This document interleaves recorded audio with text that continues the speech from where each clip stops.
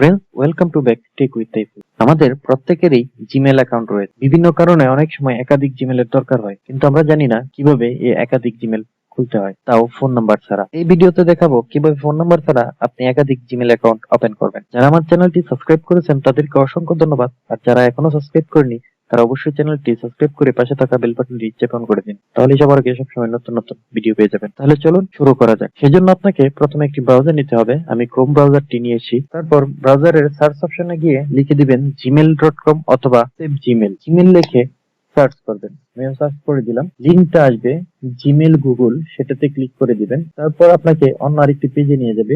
সেই পেজে যাওয়ার পর এখানে দেখেন ক্রিয়েট অ্যাকাউন্ট লেখা রয়েছে, অথবা উপরেও ক্রিয়েট অ্যান অ্যাকাউন্ট লেখা রয়েছে, সেখানে ক্লিক করে দিবেন। ক্লিক করে দেওয়ার পর আপনাকে একটি নতুন পেজে নিয়ে আসবে এবং সেখানে আপনার first name, last name, user name, password ইত্যাদি দিতে বলবে।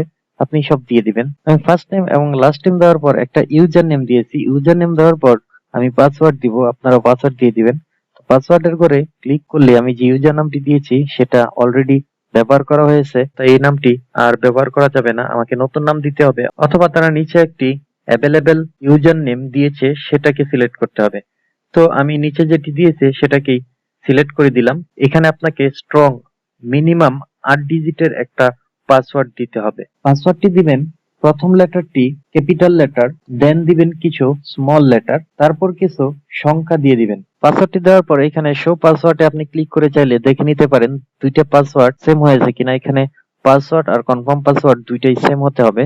দেন সেভ নেক্সট এ ক্লিক করে দিবেন। তারপর এখানে দেখেন ফোন নাম্বার চেয়েছে, এটা হলো অপশনাল, আপনি দিলেও দিতে পারেন, নাও দিতে পারেন। যদি আপনার পরে কখনো দরকার হয় যে আপনি আপনার জিমেল অ্যাকাউন্টটি ভেরিফাই করবেন তাহলে দিতে পারেন। এখানে দেখেন একটি রিকভারি মেল চেয়েছে, আপনি একটা রিকভারি মেল দিবেন অথবা নাও দিতে পারেন, এটা অপশনাল, তবে দিলে ভালো হয়। সেজন্য আপনার আগে যে মেলটা ছিল সেটা দিতে পারেন, অথবা আপনি ট্যাম্প মেল থেকে একটি মেল নিয়ে এখানে দিতে পারেন। ট্যাম্প মেল সার্চ করবেন। সার্চ করার পর প্রথম যে লিঙ্কটি আসবে ট্যাম্প মেল, এটাতে ক্লিক করে দিবেন। যে পেজটি আসবে সেখানে দেখেন লোডিং লেখা আছে, এখানে আমাকে তারা একটা মেল দিবে, সেই মেলটা আমি কপি করে নিব। সেভ এই মেলটা আমি কপি করে নিলাম। কপি করে নেওয়ার পর এখানে যে রিকভারি মেইলের অপশনটি রয়েছে সেখানে আমি এটা রিকভারি মেইল হিসেবে দিয়ে দিব। যেভাবে আপনি জাস্ট সিলেক্ট করেন সেভাবে সিলেক্ট করে দিবেন। আমিও সিলেক্ট করে দিলাম। বছরটা যাতে 18 বছরের বেশি হয় সেটা খেয়াল রাখবেন। আমি যে কোনো একটা দিয়ে দিচ্ছি। দেওয়ার পর জেন্ডারটা সিলেক্ট করে দিবেন। আমি জেন্ডারটা দিয়ে দিলাম।